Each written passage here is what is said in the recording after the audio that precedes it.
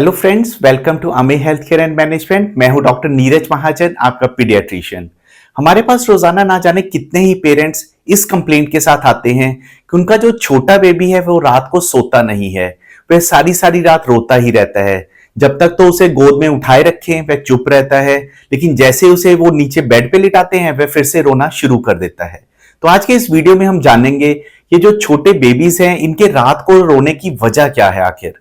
इसके अलावा हम ये भी जानेंगे कि सेफ स्लीपिंग हैबिट्स क्या हैं और कब हम इसे अच्छे से एस्टैब्लिश कर सकते हैं बच्चों में।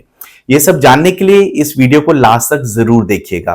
लेकिन वीडियो शुरू करने से पहले मैं आपको याद करवा दूं कि अगर आप हमारे चैनल अमे हेल्थ केयर एंड मैनेजमेंट पर नए आए हैं तो प्लीज इसे आज ही सब्सक्राइब कर लें, और अगर आपको हमारा ये वीडियो अच्छा लगे तो इसे ज्यादा से ज्यादा लाइक एंड शेयर जरूर कीजिएगा।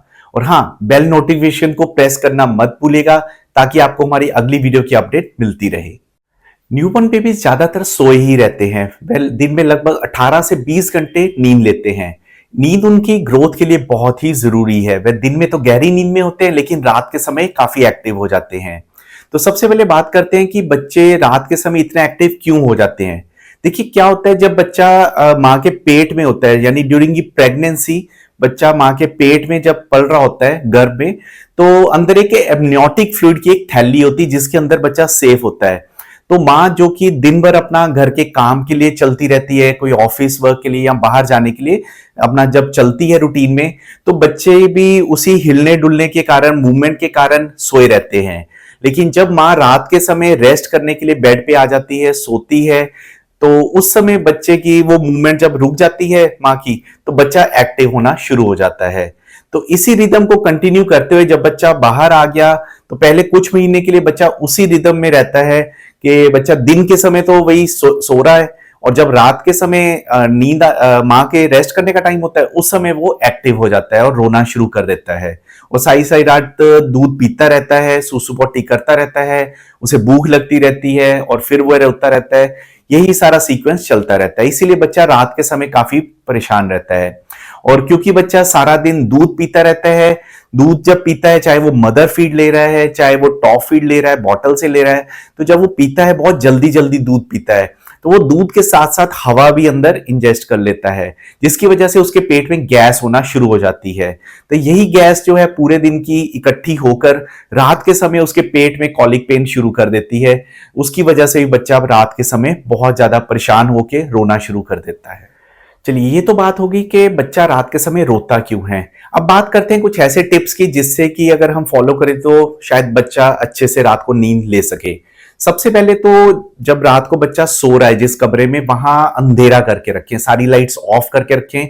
हाँ, अगर बहुत जरूरी है तो आप एक छोटी लाइट ऑन कर सकते हैं, लेकिन मोस्ट इंपॉर्टेंट यहाँ पे ये ध्यान रखना है कि दिन के समय जब बच्चा सो रहा होता है तो यूजुअली हम क्या करते हैं, दिन में भी हम लाइट्स ऑफ करके रखते हैं, कर्टेन्स करके रखते हैं, लेकिन हमें दिन के समय कमरे में रोशनी करके रखने की जरूरत है। और कर्टेन्स अगर हो सके तो हटा दीजिए ताकि सनलाइट अंदर आ सके। इससे बच्चे की नींद थोड़ी सी डिस्टर्ब होगी और साथ में उसका जो स्लीप पैटर्न है वो भी चेंज होना शुरू हो जाएगा। रूम का जो टेम्परेचर है वो कंफर्टेबल होना चाहिए, यानी कि बच्चा बहुत ही कोजी सा होना चाहिए, ना उसे बहुत ठंड लगनी चाहिए ना ही बहुत गर्मी। इस चीज का भी ध्यान रखना है। नेक्स्ट, अगर जब बच्चा सो रहा है रात के समय तो जहां तक पॉसिबल हो टीवी और मोबाइल ऑफ कर दें। अगर बहुत जरूरी कुछ देख ही रहे हैं तो फिर आप बिल्कुल लो वॉल्यूम पर ही यूज करें। एज ए मदर आपको बच्चे का जो फीडिंग पैटर्न है उसको समझकर उसे टाइमली फीड करवाने की जरूरत है।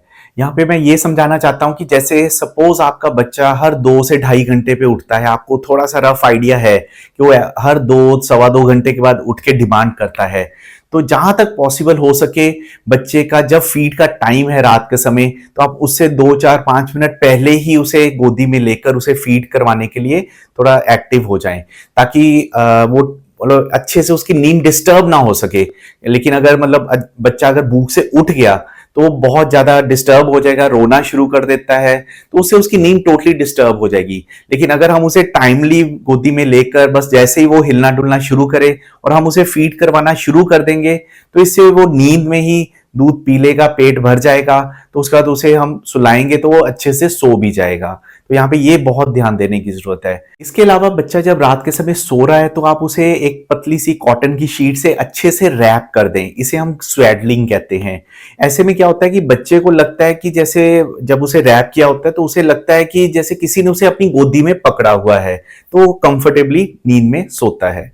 इसके अलावा बच्चे को रात के समय डिस्पोजेबल डायपर डाला जा सकता है, जिससे कि सुसु पॉटी के दौरान उसकी नींद डिस्टर्ब ना हो। हाँ, लेकिन दिन के समय आप डिस्पोजेबल डायपर की जगह आप कपड़ों के डायपर्स वही यूज करें। जो छोटे बेबीज होते हैं वे दिन के समय काफी गहरी नींद में होते हैं। वो कई बार 2.5-3 घंटे के स्ट्रेच में भी सोए रहते हैं। तो ऐसे में मैं यही सजेस्ट करूंगा, आप दिन के समय बच्चे को 10-15 मिनट की नींद उसकी डिस्टर्ब करना शुरू कर दें। हर 2-2.5 घंटे के बाद जब लगे कि वो भी नहीं उठ रहा है तो आप 10-10, 15-15 मिनट पहले उठाना शुरू कर दीजिए उससे। इससे क्या होगा, उसकी नींद थोड़ी डिस्टर्ब सी रहेगी और उसका बेनिफिट हमें रात के समय मिलना शुरू हो जाएगा और वह रात के समय थोड़ा अच्छी गहरी नींद में सोएगा। ये तो बात होगी छोटे बेबीज की। इसके अलावा कई पेरेंट्स की कंप्लेंट रहती है कि उनका 2 साल का या 3 साल का बच्चा है, उसकी भी स्लीप पैटर्न काफी खराब है, वो भी रात रात को बहुत लेट सोते हैं। तो ऐसे में हमें एक स्लीप रूटीन एस्टैब्लिश करने की बहुत सख्त जरूरत है। हमें इन बच्चों के लिए डेली सोने का जो टाइम है एक फिक्स करने की जरूरत है। जो रात के समय ये बच्चे टीवी, मोबाइल, लैपटॉप्स, इन सब इलेक्ट्रॉनिक गैजेट्स पे हैं, ये बेड टाइम से 1 घंटा पहले इनसे ले लेना चाहिए और टीवी वगैरह बिल्कुल ऑफ कर देना चाहिए। इन्हें डेली सोने के समय बेड टाइम स्टोरी सुनाई जा सकती है या फिर कोई स्टोरी बुक भी पढ़ने के लिए मोटिवेट किया जा सकता है। इसके अलावा जहां तक पॉसिबल हो इन्हें जो शुगरी ड्रिंक्स होते हैं, कैफिनेटेड ड्रिंक्स हैं, चॉकलेट्स हैं, इस तरह की चीजें बेड टाइम से पहले बिल्कुल नहीं देनी। इनफैक्ट सोने के समय इन्हें आप वार्म मिल्क दे सकते हैं पीने के लिए, इससे काफी अच्छी नींद आती है। इसके अलावा इन्हें रात को कई बार हम गुनगुने पानी से नहला भी सकते हैं, उससे भी बच्चा फ्रेश फील करता है और अच्छी नींद ले पाता है। अब बात करते हैं tips for sleep settling in babies.